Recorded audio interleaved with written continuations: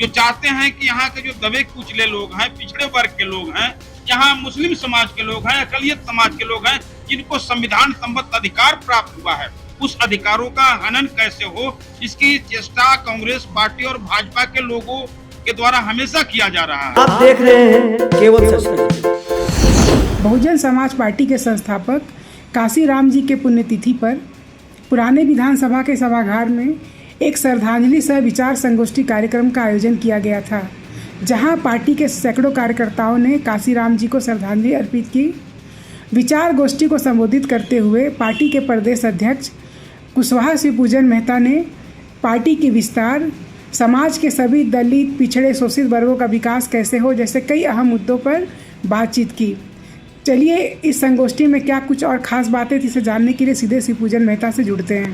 पिछले दिन जो है सुप्रीम कोर्ट भी एससी एसटी एट्रोसिटी एक्ट पर जो है अपना कमेंट दिया था, तो उस पर पूरे भारत में विरोध हुआ और उस नतीजा हुआ कि पुनः उनको स्थापित वो जैसे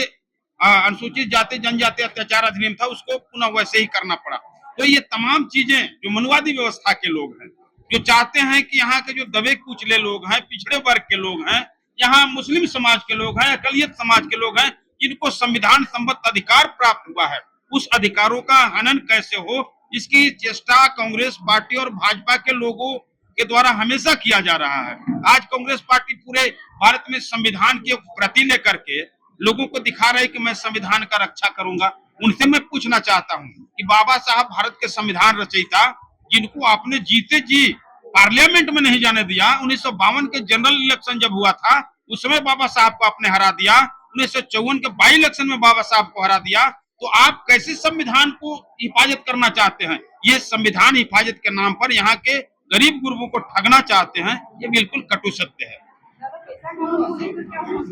ये पेशा कानून जो है यहाँ जो सरकार अभी पेशा कानून लागू करने की बात कर रही है, तो जो अधिसूचित क्षेत्र है और गैर अधिसूचित क्षेत्र है, यहाँ कई जिले अधिसूचित क्षेत्रों में है, तो वहां पर पेशा कानून के तहत जो है उनको स्वाधिकार दिया जाएगा, ग्राम सभा को अधिकार दिया जाएगा, वहां के जो स्वशासन है उसको अधिकार दिया जाएगा। तो ये उनकी व्यवस्था है, हम इस पर कोई कमेंट नहीं करना चाहते हैं। सरकार अगर चाहती है पेशा कानून, लेकिन यहाँ के जो पिछड़े समाज के लोग हैं, जो सर्व समाज के लोग हैं, जो मतलब जनरल कैटेगरी के लोग हैं,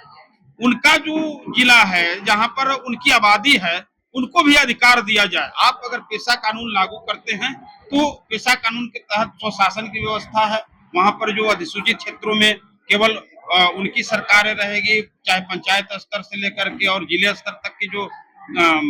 स्थानीय निकाय है, तो उसमें उनका स्वशासन होगा। लेकिन वहां पर जो दूसरे समाज के लोग हैं उनको हकमारी न हो, इसका ध्यान रखे सरकार। तो बहुजन समाज पार्टी किन मापदंडों पे काम करती है, किस मापदंड को लेकर काम करती है दलितों पे? देखिए, बहुजन समाज पार्टी का एक स्पष्ट मानना है कि यहाँ जो सर्व समाज के लोग हैं, जिनमें गरीब लोग भी हैं, तो जो गरीब लोग हैं उनके अधिकार का हिफाजत कैसे हो, उनको मुख्य धारा में कैसे शामिल किया जा सके, इसको लेकर बहुजन समाज पार्टी आगे बढ़ रही है। झारखंड प्रदेश में किस तरह से अपनी कदम जमाएगी पार्टी? आप देख रहे होंगे कि बहुजन समाज पार्टी के आज जो संकल्प सभा माननीय कांशीराम साहब के पुण्यतिथि के अवसर पर आयोजित किया गया है, इसमें काफी बढ़ चढ़ के लोग भाग लिए हैं और बहुजन समाज पार्टी एक ताकत के रूप में यहाँ उभर रही है। और बहुजन समाज पार्टी जब यहाँ हुकूमत में आएगी, बहुजन समाज पार्टी के समर्थन से सरकार बनती है, तो बहुजन समाज पार्टी सर्व समाज के हित को ध्यान में रखते हुए सर्व समाज के हित की बात करेगी और सभी के अधिकारों की हिफाजत की बात करेगी। सर्व समाज में स्वर्ण जाति भी है, उनके जो गरीब लोग हैं जिनके लिए 10% आरक्षण की व्यवस्था की गई है, तो उनके अधिकारों की हिफाजत की बात भी बहुजन समाज पार्टी करती है। आप देखते होंगे कि सर्व समाज के हित में बहन जी आगे कदम बढ़ा रही हैं, तो सर्व समाज के लिए जो वंचित लोग हैं, उनमें जो गरीब लोग हैं, उनके लिए भी हम लोग आगे रास्ता बिल्कुल प्रशस्त कर रहे हैं, मार्ग उनके लिए वर्तमान में जो सरकार है वो क्या दलितों को या फिर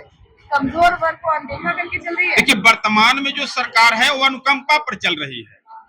चाहे वो केंद्र की सरकार हो या राज्य की सरकार हो। वो भी 10,000 रुपए भी लोगों के खाते में डाल रहे हैं, 5 किलो अनाज वो भी दे करके सरकार अपना बचाए हुए है, और यहाँ 2500 महिलाओं को मैया सम्मान के नाम पर दिया जा रहा है। महिलाओं को सशक्त बनाना चाहिए। मैं भी चाहता हूँ कि यहाँ महिलाएं सशक्त हो, महिलाओं को अधिकार मिले, लेकिन उसके साथ साथ यहाँ बेरोजगारी पर भी एक बार सरकार को ध्यान केंद्रित करना चाहिए था कि बड़े संख्या में यहाँ शिक्षित बेरोजगार हैं, उनको स्वनियोजन कैसे हो, उनको रोजगार कैसे उपलब्ध हो सके। और यहाँ के जो पिछड़े वर्ग के लोग हैं, जिनको आरक्षण नहीं मिलने के कारण हर साल लाखों युवा